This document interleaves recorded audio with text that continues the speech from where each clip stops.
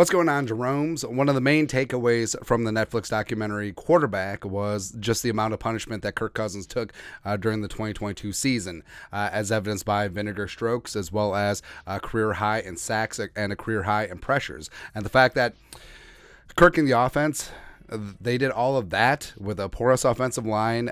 Yes, injuries up front, and it was really in flux, as well as the 31st ranked defense in the league. Pretty damn amazing. But in terms of the offensive line, Dalvin Cook had a career low 4.4 yards per carry. Now, some of that is on him starting to show signs of age, but also was some of that on the offensive line. Don't really know. And this offseason, Kwesi adofo-mensah, he made a big gamble, essentially signing zero significant outside free agents, spending zero draft picks on the offensive line. And it's a case of him and head coach Kevin O'Connell and offensive line coach Chris Cooper be like, Mama, I can change him. Or, hey, continuity and health up front will win the day. And, having Darrisaw and O'Neal as one of your best tackle duos in the National Football League, yes.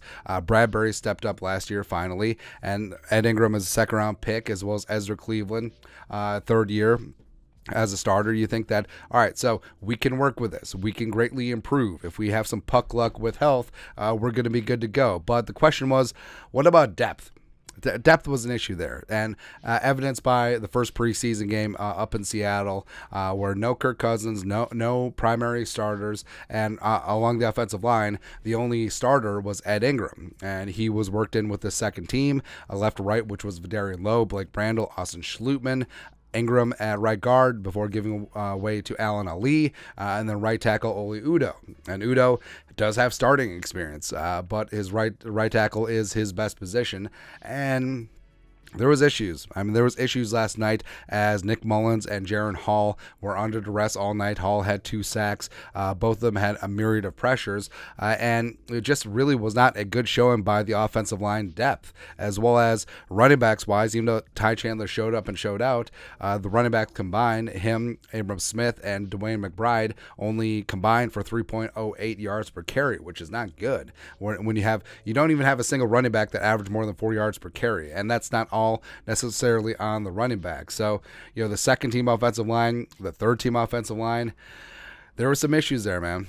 There were some issues. So it comes to, long story longer, Vikings need to sign Dalton Risner. That's it, man. That's what it comes down to. Where Risner, he's only 28.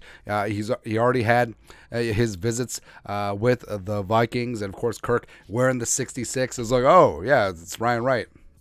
All that stuff, man. And plus, we've hit the point of the calendar where, pointing out where Dalton Risner's liking tweets about signing with the Vikings, all that stuff. But he had his visit, left without a contract, and still in limbo right now. But Dalton Risner would be an upgrade. Now, I'm not saying that he necessarily would come in and just be given a starting spot, which may be the crux of him signing somewhere or not right now. Where can he be guaranteed Ed Ingram's spot? Can he be guaranteed Ezra Cleveland's spot? If not, why would he sign? But in terms of Vikings offensive line depth, they need a guy like Dalton Risner. They do. And maybe he's a starter, maybe he's not, but either way, there's issues. There was issues up front. Vidarian Lowe did not have a good day. Blake Brandel was whatever. Schlutman, I thought, was okay at times. Ed Ingram showed some flashes, but whatever. Oli Udoh had a tough night. So, offensive line depth does matter. It's very important, as evidenced by last season. And Risner, at minimum, he would be a significant upgrade in terms of veteran depth. Or go fish. Go fish some more. Oday Abushi also had himself a workout here with the Vikings a couple weeks ago. Logan Stenberg, the former mid-round pick out of Kentucky, just got waived by the Lions. Pick him up. Kwesi Love's stirring the pot in division.